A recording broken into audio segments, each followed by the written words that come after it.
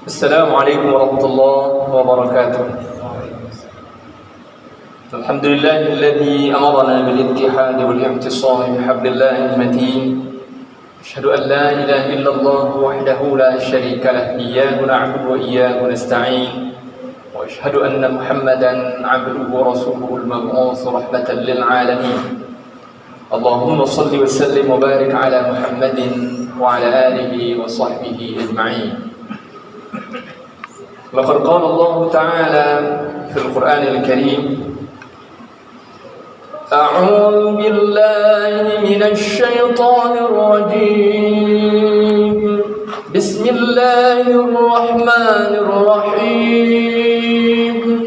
يا أيها الذين آمنوا قوا أنفسكم وأهليكم نارا وقودها الناس والحجارة عليها ملائكة غلاظ شداد لا يعصون الله ما أمرهم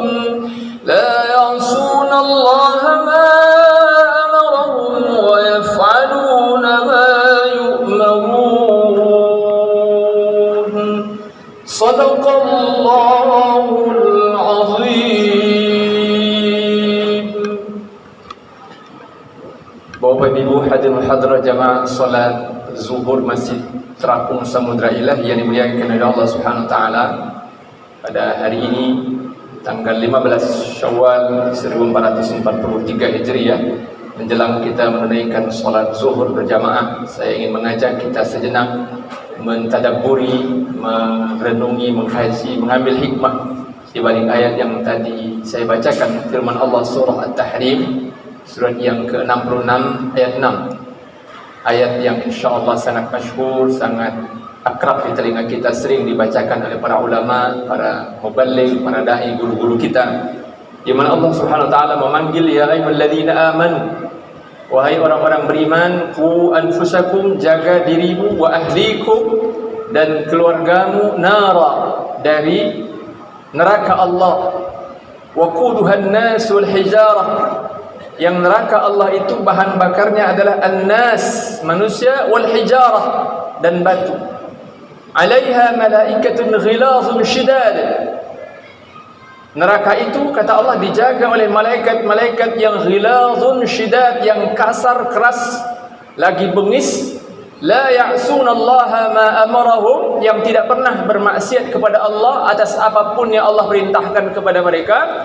Wa yaf'aluna ma yu'marun, dan malaikat-malaikat Allah itu selalu melakukan apapun yang diperintahkan kepada mereka. Inilah salah satu ayat, Bapak Ibu hadirin hadirat yang dimuliakan Allah, yang menjadi dalil tentang wajibnya setiap mukmin, setiap orang yang beriman, untuk menjaga diri dan keluarganya dari neraka Allah. Inilah dalil yang menjadi petunjuk bagi setiap orang yang mengaku beriman kepada Allah untuk bersungguh-sungguh memagari, membentengi, melindungi keluarganya agar jangan sampai melakukan maksiat kepada Allah, agar jangan melakukan perbuatan dosa, melakukan perbuatan mungkarat, dan agar menjadi hamba-hamba Allah yang senantiasa melaksanakan segala yang diperintahkan kepada mereka. Buat para suami, ya, ini bapak-bapak, alhamdulillah mayoritas saya pikir dalam masjid ini.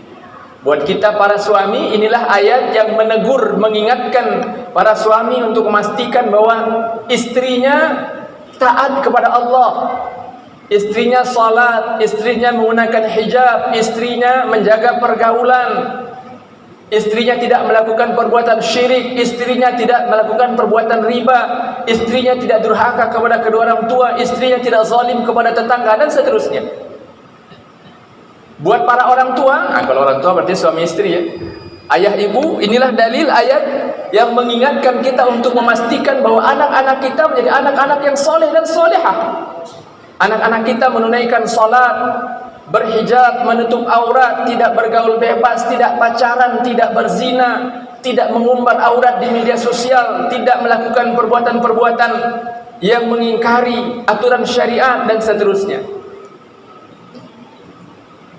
Inilah yang sayangnya, ma'asyiral muslimin hadirin rahimakumullah, diabaikan oleh, boleh jadi tidak berlebihan untuk kita sebut, sebahagian besar kaum muslimin. Sebagian besar kaum muslimin meskipun mengaku sebagai beriman, orang beriman sebagai mukmin mukminah, tetapi tidak bersungguh-sungguh mengerahkan kemampuan terbaiknya untuk memastikan bahwa istri dan anak-anaknya, keluarganya menjadi orang-orang yang betul-betul terjauh dari maksiat kepada Allah Subhanahu wa taala. Sebagian orang tua bahkan kita lihat rajin salat berjamaahnya, bahkan tidak pernah tinggal puasa sunnah Senin Kamisnya luar biasa, sudah menunaikan haji, sudah umrah, tetapi ketika anaknya pacaran misalnya, bergaul bebas, berbuat zina, dia cuek saja, tidak memberikan teguran, tidak mengingatkan, tidak memberikan nasihat, tidak memberikan arahan.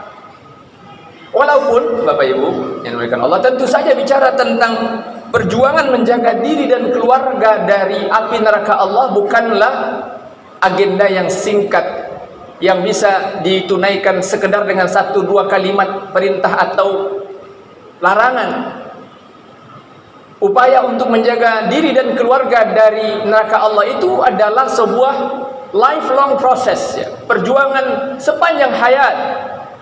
Sebelum sebuah rumah tangga dimulai, bahkan seorang mukmin yang sadar tentang wajibnya ia menjaga diri dan keluarganya dari neraka Allah itu sudah berpikir, suami saya ini orang soleh atau tidak, yang akan menjadi istri saya ini orang soleh atau tidak. Ketika rumah tangga dimulai, kemudian dia setiap saat selalu melakukan evaluasi, apakah rumah tangga saya sudah berjalan dalam rel yang membuat saya kemudian melaksanakan perintah Allah menjaga diri dan keluarga dari neraka Allah atau tidak, dan begitu seterusnya.